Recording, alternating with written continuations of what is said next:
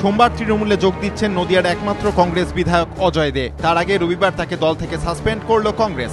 প্রদেশ কংগ্রেস সভাপতি প্রদীপ ভট্টাচার্য জানিয়েছেন, দলবিরোধী কাজের জন্য অজয় দেকে দলের বিধায়ক ও প্রদেশ কংগ্রেসের সহসভাপতির পদ থেকে সাসপেন্ড করা হয়েছে। গত কয়েকদিন ধরেই জল্পনা চলছিল অজয় দে কংগ্রেস ছেড়ে তৃণমূলে যোগ দিতে চলেছেন। প্রদীপ ভট্টাচার্য জানিয়েছিলেন তিনি অজয় দের সঙ্গে কথা বলতে চান, কিন্তু শান্তিপুরের 5 বারের বিধায়ক দল ছাড়ার ব্যাপারে মনস্থির করে ফেলায় প্রদেশ কংগ্রেস সভাপতির সঙ্গে কথা বলতে রাজি হননি। আর তারপরেই এদিন তাকে কংগ্রেস থেকে সাসপেন্ড করা হয়। শান্তিপুর বিধানসভার 5 বারের বিধায়ক অজয় দে ওই পুরসভার চেয়ারম্যানও।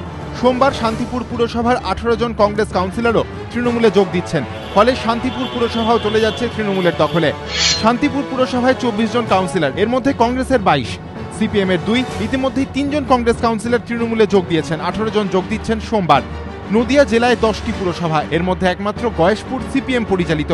শান্তিপুর পুরসভা দখল নেওয়ার পরে বাকি 9টি চলে যাচ্ছে তৃণমূলের দখলে। কংগ্রেস কাউন্সিলররা ছাড়াও নদিয়া জেলা পরিষদে কংগ্রেসের একমাত্র সদস্য নিমাই বিশ্বাসও সোমবার তৃণমূলে যোগ দিচ্ছেন। একই সঙ্গে ওই জেলার গ্রাম পঞ্চায়েত ও পঞ্চায়েত সমিতি মিলিয়ে কংগ্রেসের 37 জন নির্বাচিত সদস্য রয়েছেন, তারাও সবাই সোমবার তৃণমূলে যোগ দিচ্ছেন।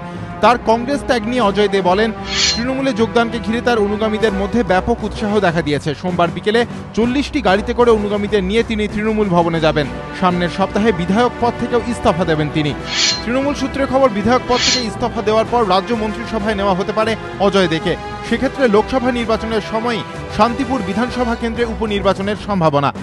গত কয়েক মাস ধরে কংগ্রেস ছেড়ে তৃণমূলে যোগ দেওয়ার হিড়িক পড়েছে।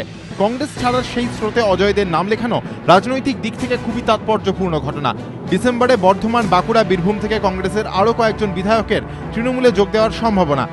সাম্প্রতিক অতীতে কোনো বিধায়ক কংগ্রেস না ছাড়লেও এর আগে কংগ্রেস ছেড়ে তৃণমূলে যোগ দিয়েছিলেন 2 বিধায়ক, কৃষ্ণেন্দু নারায়ণ চৌধুরী ও হুমায়ুন কবির। রাজনৈতিক পর্যবেক্ষকদের মত, লোকসভা ভোটের আগে অজয়দের মতো 5 বারের বিধায়কের দল ছাড়ার সিদ্ধান্ত কংগ্রেসের কাছে একটা বিপর্যয়।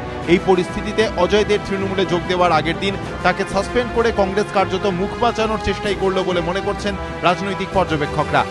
আশাবুল হোসেন ও প্রদ্যোৎ সরকার, এবিপি আনন্দ।